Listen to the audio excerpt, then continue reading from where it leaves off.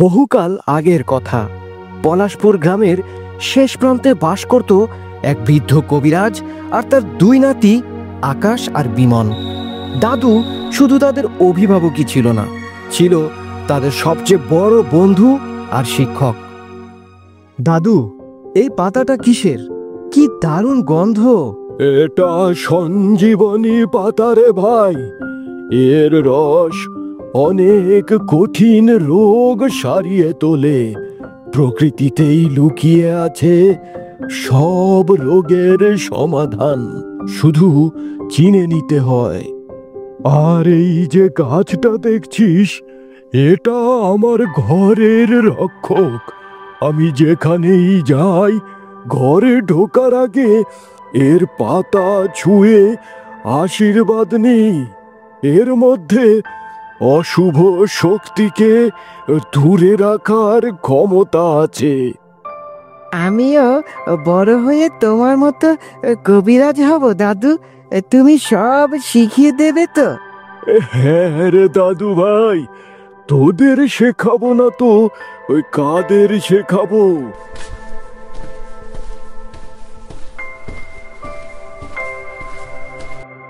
কবিরাজ মশাই, কবিরাজ মশাই, ওই সর্বনাশ হয়ে গেছে। ওই পাশের গ্রামের ওই চৌধুরী মশাইয়ের একমাত্র ছেলেকে এই সাপে কেটেছে। আপনাকে এক্ষুনি যেতে হবে। কি বলছিস রে? চল, আমি এক্ষুনি তৈরি হয়ে নিচ্ছি। দাদু তাড়াহুড়া করে তৈরি হয়ে নিলেন পাশের গ্রামে যাওয়ার জন্য। দেখ আকাশ, আমি চললাম। ফিরতে হয়তো কাল সকাল হবে। তোরা সাবধানে থাকিস। সন্ধ্যার আগে দরজা জানালা সব বন্ধ করে দিবি। আর শোন, আমি ছাড়া আর অন্য কেউ যতই ডাকুক, ওই দরজা খুলবি না। তুমি চিন্তা করো না দাদু, আমি বিমনের খেয়াল রাখবো। তুমি তাড়াতাড়ি চলে এসো দাদু, আমার একা একা ভয় করে। ও ভয় কি রে ভাই? তোর দাদা তো আছে, আমি আসি। গ্রামের বাইরে বিশাল বটগাছ, গাছের কোটরে বসে আছে এক ভয়ঙ্কর ডাইনি। তার লম্বা চুল, নোংরা নখ আর চোখ দুটো আগুনের মতো জ্বলছে।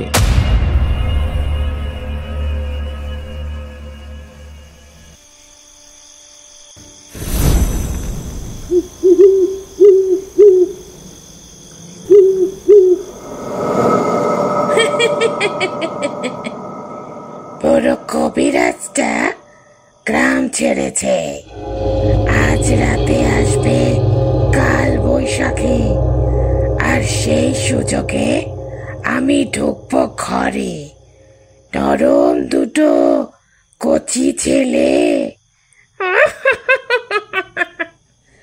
ওদের রক্ত দিয়ে আজ আমার রাতের ভোজ হবে। সাজবো বুড়ো, ভাঙবো ওদের ভরসা, তারপর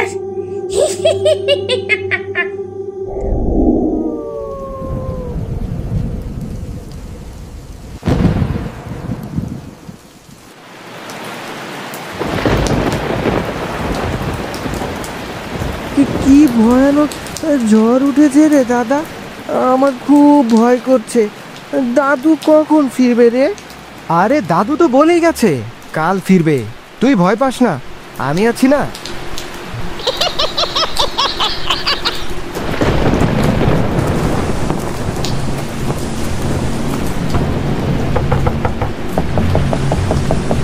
আকাশ, বিমল, দরজাটা খোল দাদু ভাই। এই কি, দাদু এত তাড়াতাড়ি ফিরে এলো? দাদু এসে গেছে, আমি খুলছি দরজা। দাঁড়া দাঁড়া, এই দাদু তো বলেছিল কাল ফিরবে।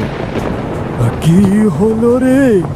এই ঝড় জলে আর কতক্ষণ বাইরে দাঁড়িয়ে থাকবো? তাড়াতাড়ি খোল।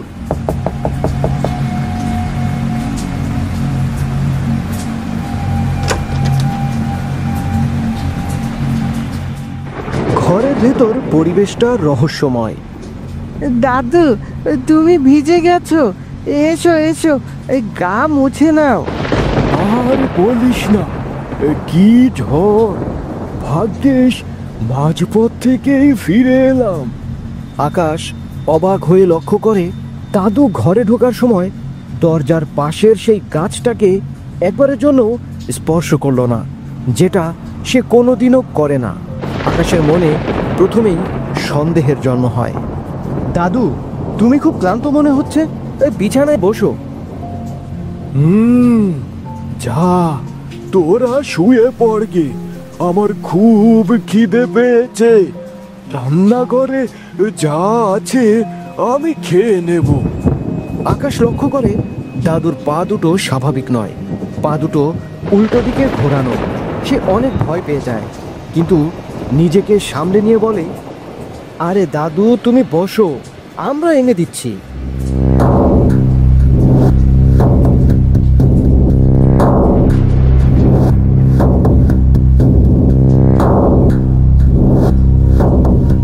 দাদা, দাদু অমন করছে কেন? আমাদের সাথে ঠিক করে কথাও বলছে না। বিমন, চুপ, একদম চুপ। উনি আমাদের দাদু নন। দাদু নন? তবে কে? তুই খেয়াল করেছিস উনি ঘরে ঢোকার সময় তুলসী গাছটা ছোঁননি? আর আমি দেখেছি ওনার পায়ের পাতা দুটো উল্টো দিকে ঘোরানো। উল্টো পা? বলছিস কি রে দাদা? হ্যাঁ, ওই দাদু গল্প করতো না, ভয়ঙ্কর ডাইনিদের পায়ের পাতা নাকি উল্টো দিকে ঘোরানো থাকে। আমার আর কোনো সন্দেহ নেই। তাহলে তাহলে এখন আমরা কি করব দাদা? ও তো আমাদের খেয়ে ফেলবে। কাঁদিস না বিমন, কাঁদলে ও বুঝে যাবে। দাদুর কথা মনে কর। দাদু আলমারিতে একটা রূপোর কৌটোতে পোড়ামাটির তাবিজ আর এক শিশি মন্ত্র পড়া সর্ষের তেল রাখতো। বলেছিল যে কোনো বিপদে ওটা অশুভ শক্তিকে আটকায়। চল, ওটা বের করতে হবে। দুটো ছোকরা এত কি কানাঘুষা করছে রান্নাঘরে? যাই হোক, কোমলেই ধরব টুটি, চলবে না কোনো কান্নাকাটি। শুধু রাতটা আর একটু গভীর হওয়ার অপেক্ষা।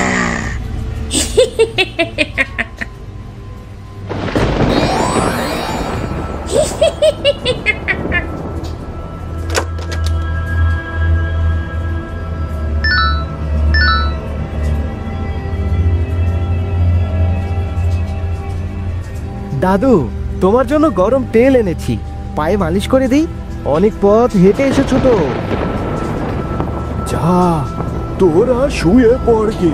আহা, নাও না, একটু আরাম পাবে।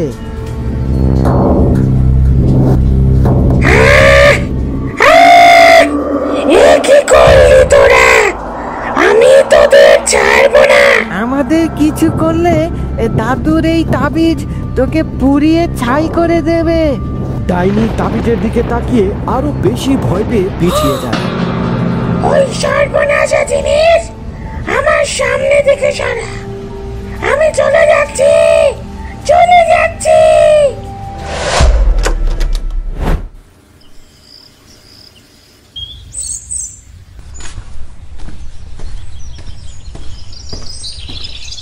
পরের দিন সকালে দাদু ফিরে এসেছেন। আকাশ ও বিমন সব ঘটনা দাদুকে বলছে। আমি জানতাম আমার নাতিরা খুব সাহসী আর বুদ্ধিমান। তোরা শুধু নিজেদের প্রাণ বাঁচাসনি, আমার শিক্ষাকেও সম্মান দিয়েছিস। তোরাই আমার আসল রক্ষা কবচ। সেই রাতে আকাশের সাহসিকতা আর বিমনের বিশ্বাস তাদের দুজনকে এক ভয়ঙ্কর বিপদ থেকে রক্ষা করেছিল।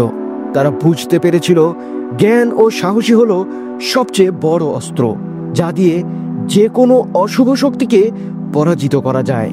কিন্তু পলাশপুরের রাতের আকাশে কান পাতলে নাকি আজও সেই ডাইনির রাগের গর্জন শোনা যায়। কে জানে, হয়তো সে আজও রয়েছে সুযোগের অপেক্ষায়।